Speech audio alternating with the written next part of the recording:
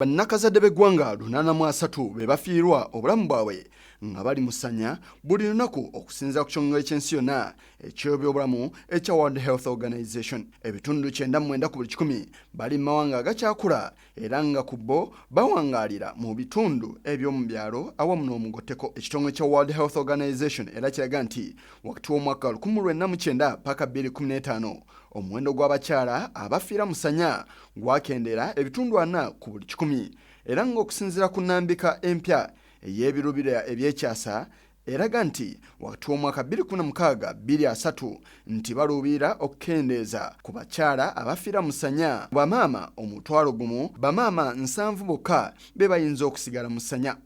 Okusinziira kwa lipoota ya Gender Inequality Index eraga nti ku mawanga 183 Uganda ekwata kya 11 ku mawanga agafiisa abakyala mu Ssanya nga biraga nti ku bakyala emitwalo 10 abagenda okuzaala abakyala 393 tebavaayo. Abakyala bano era lipoota ziraga nti ebibaviirako okufiira mu Ssanya bisobola okusalirwa amagezi omuli okubasembeeza amalwaliro kumpi ne we babeera, eddagala okubeera mu malwaliro, obujjanjabi obusookerwako era obusobolwa buli muntu, kwekebejjebwa okuviira ddala nga bakafuna olubuto okutuukira ddala nga bamaliza n'okuzaala n'ebintu ebirala. Bino bye byaviirako ab'ekitongole kya USAID okuleeta enteekateeka eya Uganda Venture Plus Activity nga yatunuulira bannakazadde b'eggwanga okutaakirizibwa okufiira mu Ssanya. Enteekateeka eno era yatunuulira abakyala abali embuto okufuna obujjanjabi obwetaagisa ku nsimbi entono era n'obutabuviirako ddala awamu n'okujjanjabwa ku ndwadde eziyinza okubaviirako okufiirwa embuto zaabwe olw'endwadde ezitali zimu omuli omusujja gw'ensiri, entunnunsi n'endwadde endala nnyingi n'ebigendererwa ebirala ebyatunuulirwa. Christine Namayanja akulembera ekibiina eky'obwannakyewa ekya About Associates nga kye kibadde kissa mu nkola enteekateeka eno ebaddewo okumala ebbanga lya myaka 5 era nga wetwogerera enteekateeka eno etuuse ku nkomerero yaayo nga abakyala abawerako bagiganyuddwamu era asobodde n'okutangaaza engeri enteekateeka eno gy'etambuddemu.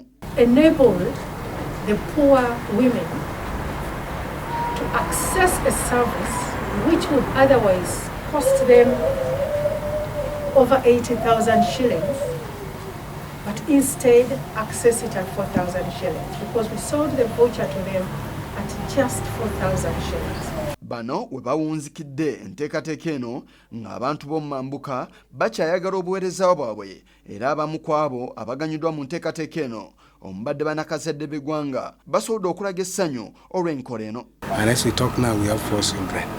So the last one also is healthy. There is no problem. So with the help of Voucher Plus, no positive, and they are alive.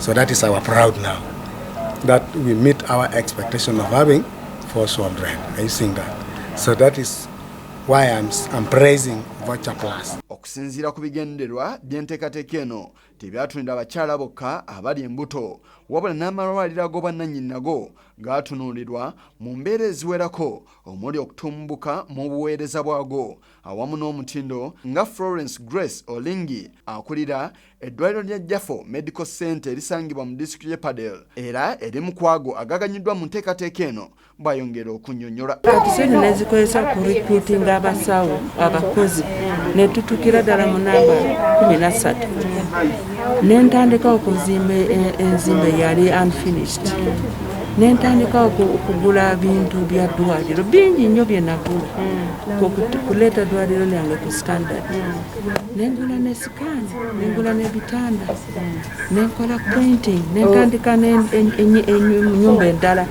egenda kubeera mu theatre lwakuba it did not get finished sakimaliriza vocha negwako. Dr. Dens Buluma Michael omumyuka waakulira enteekateeka eya Uganda Venture Plus asabye gavumenti okwanguyiza ku nteekateeka eyayinsibwa y'ebyobulamu nga bw'eri emu ku nkola oba emikutu egy'okutuusa obujjanjabi nga buno eri bannansi. Olw'okuba tuli ensi enjaavu ekyakula, ensimbi zetufuna mu misolo tezitumala kuteeka mu by'obujjanjabi nga waliwo ebyetaaga ebirala. So gavumenti kyerina okukola is okutumbula enkola ya insure gye tuyita National Health Insurance.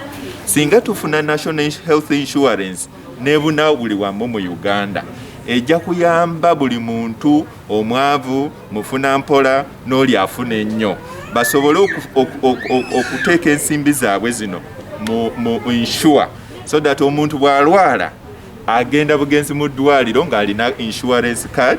Namayanja naye amuwagidde abasobola bayambe ku buki kwaba batono abatasobola naye buli omu bw'asonda ssente ntonotono ne muziteeka wamu zibayamba nga bwe tusonda ssente tugenze kuziika ne zituyamba okutambuza omukolo oba mbaga oba Christmas so tugamba nti ku katono ako kosevinga teekako akajjako akatono kagende ku bulamu era bakyettanidde nnyo. Enteekateeka eno yatandika mu mwaka gwa 2016 era ng'efundikiddwa mu mwaka guno nga disitulikiti esoba 30 mu bitundu by'omumambuka awamu n'obuvanjuba bwa nnyaffe Uganda ze ziganyuddwamu omuli Padel, Gulu, Mbale n'endala era ng'oli aweebwa akapapula oba giyite voucher ng'eriko obujjanjabi obw'endwadde ez'enjawulo bw'ateekeddwa okufuna. Abakyala abasoba 30 be basobodde okwefunira voucher eno ate nga ku bo abakyala 18,500 mu 306 be basobodde okuzaala obulungi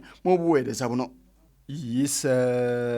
Kigongo ku lwa Channel 44 Oleggulo.